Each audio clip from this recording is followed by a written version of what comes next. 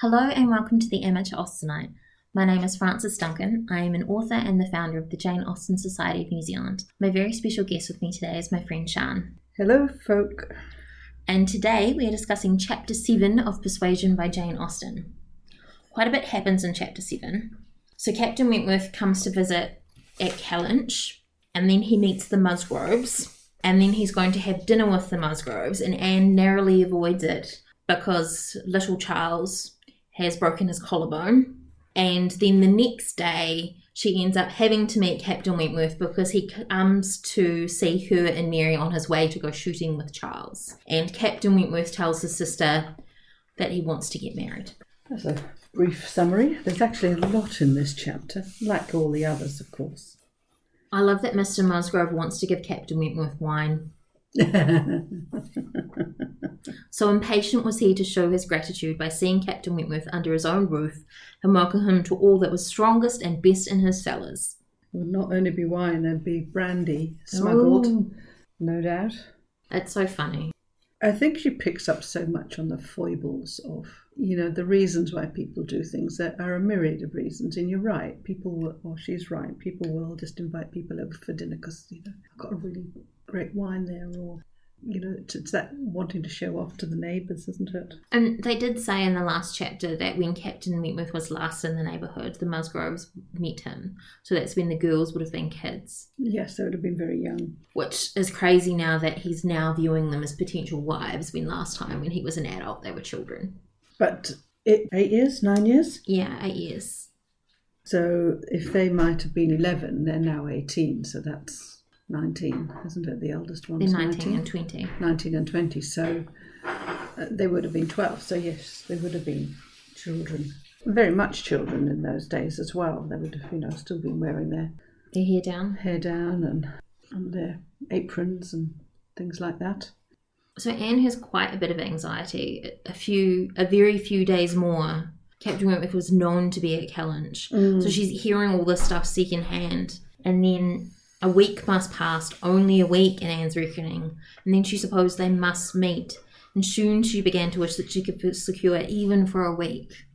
But then after Charles hurts himself, she's got this relief.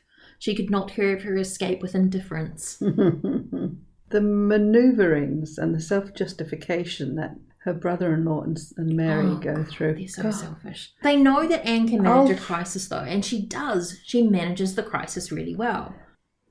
It's the dishonesty, the self-deception about it all, the way they go about it. Mary is just not an admirable. They're both really rather revolting sisters. I wouldn't want either of them. Yeah, Mary says to Anne, "You who have not a mother's feelings are a great deal of progress person. To look after my son who has hurt himself. I think another mother would want to stay." At least Charles, I can understand Charles. I mean, he's a bloke, and they wouldn't have been much good in the nursery, many of them in those days. Nursing does not belong to a man; it is not his province.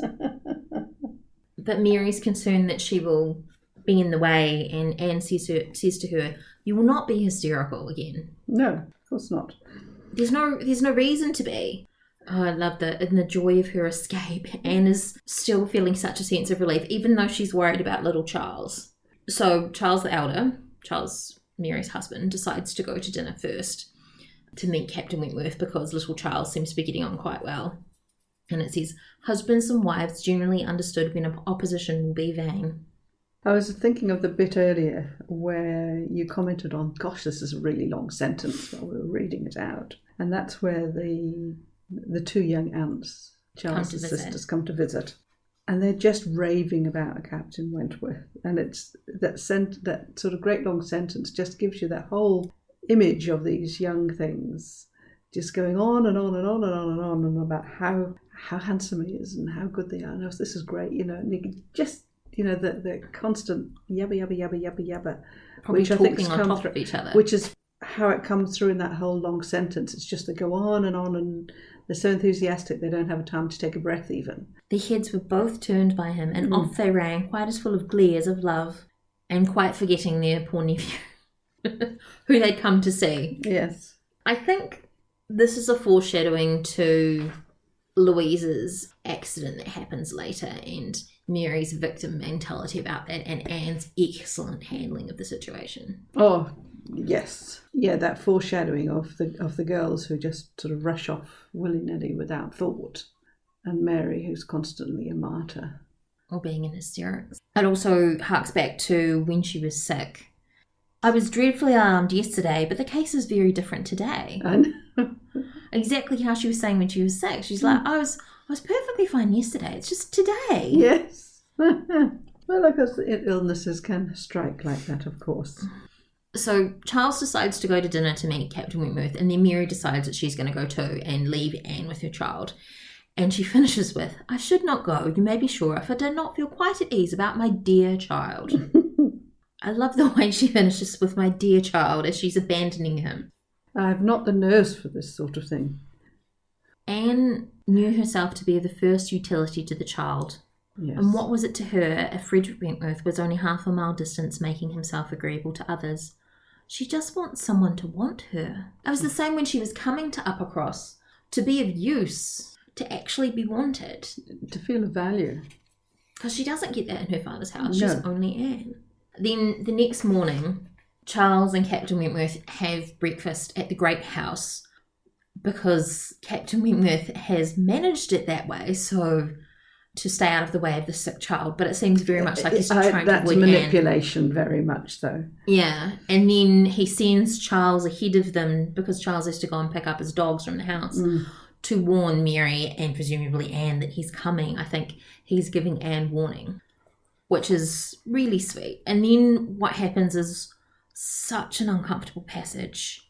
It's done really well in, again, the 2005 adaptation, and Anne just stands there really quiet and you see her hand wrap around the arm of her chair as Captain Wentworth comes into the room and introduces himself, and they have her eye half met Captain Wentworth's, a bow, a curtsy past. She heard his voice. The room seemed full of persons and voices, and she's somewhere else. Like all of this is just happening around her, not to her. She went really internal, and it seems like he goes quite external. Yes, so he's talking to everybody. She's just retreating internally. And then he says the awful thing that she was so altered he should not have known her again, which gets back to her. Which he didn't intend. No, he didn't. He speaks. He's so shocked that he speaks honestly with no intention of ever getting back to her. Yes. But again, it's also symptomatic of those two girls in terms of their obliviousness, of how hurtful such a thing could be. Not very gallant by you. You know, they should have just kept that quiet, not actually said anything. It is Mary who says it, but Mary had no feelings to make her respect her sisters in a common way. That's true. So Mary. And then Captain Wentworth is convincing himself that Anne's power with him had gone forever. And he's puffing himself up. It was his object to marry. He was rich and he was on shore, and he tells his sister, I'm quite ready to make a foolish match. But he's thinking about Anne in the back of his head when he says he wants a strong mind with sweetness of manner, which he thinks is not Anne, but it is Anne. And that's sort of what he misses out. Yes, if they could, he had a heart for either of the Miss Musgroves, he tells his sister, if they could catch it. A heart, in short, for any pleasing young woman who came in his way, excepting Anne Elliot. This was his only secret exception. You know, he's lying to himself. He is. He can't meet her with indifference. The use of the term nice here is more the original term of nice. Not a kind person, which is what we think now when we mean nice. Yes, it's become a meaningless term, but as in being precise, accurate, or fastidious. Anne Elliot was not out of his thoughts. Something a little inferior I shall, of course, put up with. But it must not be much.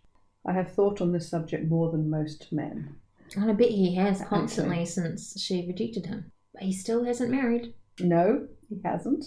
Even though he's been at sea, he will have not been at sea at times and would have had opportunities to meet other women. I think it's because she's there, it's in front of her that's forcing him to go, I'm going to get married now. He didn't have to before, but now she's there in front of them. He's like, I'm going to show her. He's also going to be very careful to give the impression it's anybody but Anne, to his sister particularly, who is quite an astute woman. And that is our summary of Chapter 7 of Persuasion by Jane Austen. My name is Frances Duncan. You can find me at francesduncanwrites.com and on Twitter at Frances_Duncan. Thank you for listening, and we wish you happy reading.